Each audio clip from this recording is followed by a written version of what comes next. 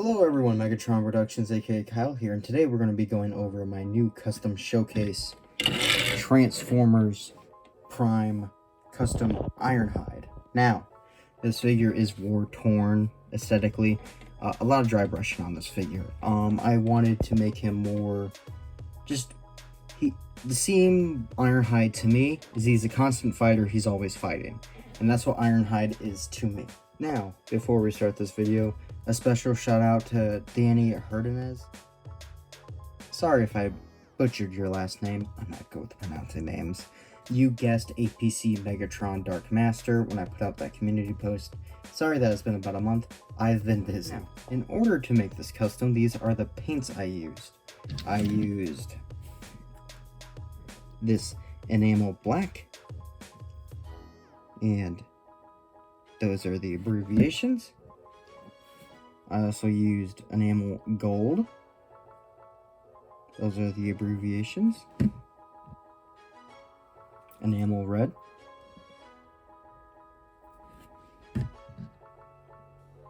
Enamel silver.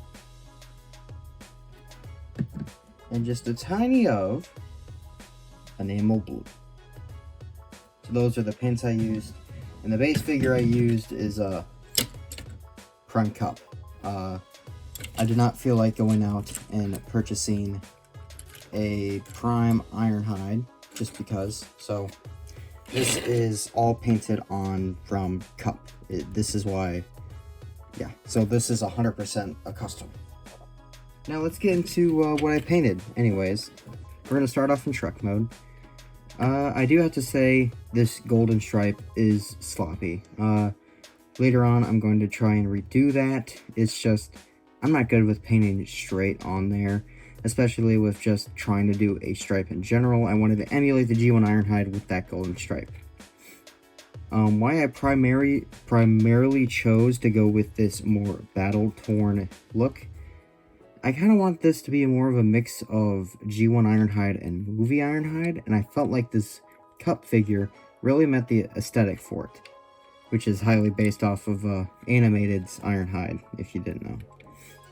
But yeah, I did want to dry brush him. I mean, when I think of Ironhide, I think he's kicking ass and he's in a battle. And there's a paint chip right there.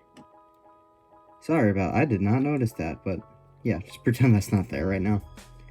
But yeah, I wanted to make sure he looked banged up, and I didn't notice that that was broken off, but you know, it kind of works as some damage. And I did up the cannons in red, silver, and gold, and then dry brushed them in silver just to give them, you know, color. But yeah, I touched up the front windshield with that enamel blue. Enamel is decent on transparent plastic and made it a lot more smoky, as you can see. I didn't do the side windows or the back because the cannons would have been hiding the back anyways. So, yeah. I know I did do the back. Oops. I didn't know I did the back. But anyways, that's truck mode. And yeah, I'm not amazing with trying to get detail spot on, but that just looks like a beat up truck. That it got the shit beaten out of it, which is what I was going for this figure. Now in a robot mode. And here is Ironhide in his robot mode. Now I went for a more war-torn aesthetic, like I said, in the vehicle mode. So there's going to be a significant amount of dry brushing and silver. I went with this primary silver and dry brushing because, well, one, it's a transformer, so obviously it's going to be metal. And two, just because I wanted to give a more metal metallic aesthetic because this paint is rather glossy. And once again, I feel as though Ironhide doesn't really, you know, fix up his scrapes and stuff. I feel like that's more of a pristine Autobot when Ironhide's more of a war veteran, kind of like Cup in my eyes. But yeah, once again, silver, red, gold for the cannons along with the dry brushing. I did the head in red. I can't really see the eyes that much. If I can get the light to it, I did the eyes in like a blue instead of that yellow. Face is silver. Black around. I did paint this up blue just so, you know, I didn't really care for much of the details, and I wanted to match the vehicle mode. silver, dry brushing, black abdomen section. I tried to do gold for here, you know, black, red, silver crotch, some black accents, a little bit of gold here, silver, red, black, black, more reds.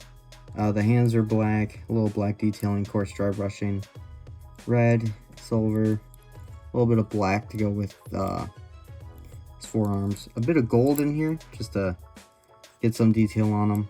I did the headlights in gold. But yeah, and then here's the back. I have it transformed how most people really do this mold, where they take off this and flip it. But yeah, and there's the back. Now I gotta say, this is one of my favorite customs I've done. I know my group doesn't really like the silver on them that much, but in my opinion, I think that's what really makes this figure stand out. And here he is with a future custom. He's not 100% done, but he's about like 80%.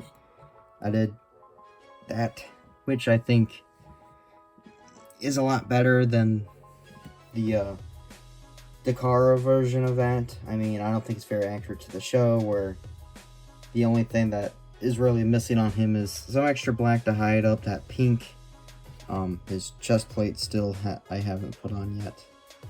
And his red Decepticon sigil, because these troopers, unlike these ones, have the red Decepticon insignia from the show. And from a direct comparison, here is my custom versus him about a year ago. And you can see all the differences and everything that I've done. The only thing that's really still visible from that cup is the black, the original black from it, which is really only the feet and the tires and the cannons.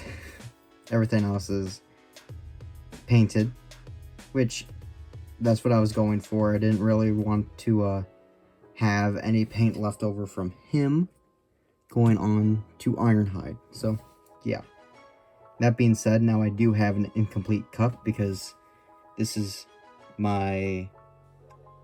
some of my original cup from when I was a child, and a cup that I got in a lot that was incomplete and didn't have the cannons or the hood.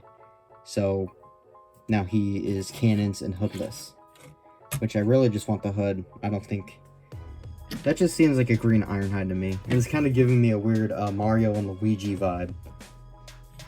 But yeah, there's the back of cup, and of course you have the green. There's the back of Ironhide, which I hope you guys know the mold. So yeah, that's pretty much it. This has been my look at my custom Transformers Prime Ironhide. Now, I hate to sound like a bother and annoying with this message, but I really do apologize for being very inconsistent with the YouTube channel recently.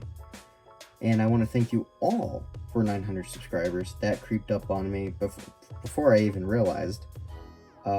What's to come next? More stop motions, more customs, more mail unboxings. Just, it will be a little bit in between videos now. A week to 2 weeks, at most expect maybe a video a week, but not even that. I've been working nearly 40 hours, which is full-time, at my new job, where my old job barely was shit, so I've pretty much been adjusting to the hours. Not to sound like a wimp or anything, but it took a minute or two to get used to working that much. There are days where I just need to rest, which I don't really feel inspired to make videos, but yeah, I do have an unboxing coming for either next week or the week after that, and obviously the next stop motion short will be of him, and as someone suggested, I can't remember who, saying that my last Transformers Prime short of Megatron should be a series, which, if you guys remember 2 years ago when I did the constant Ironhide shorts with the Siege Ironhide, this is going to be kind of like that, but not quite. I want to kind of have a Transformers Prime shorts every now and then, which I can do with the General Viacon Custom and this Ironhide. And when I do finish the General Viacon, I will do a custom showcase on him. Just don't expect it for a while yet. I need to get a variety of videos out, so a custom showcase, mail unboxing, a stop motion short, all those things really. And I don't want to go out and just post an update because I feel as though those are repetitive, and I really just mainly stick to my community posts for updates now. So yeah, thank you all for 900 subscribers, and I hope you enjoy this custom as much as I do. Let me know your opinion down in the comments below. Don't forget to comment, like, and subscribe, and I'll see you all next video.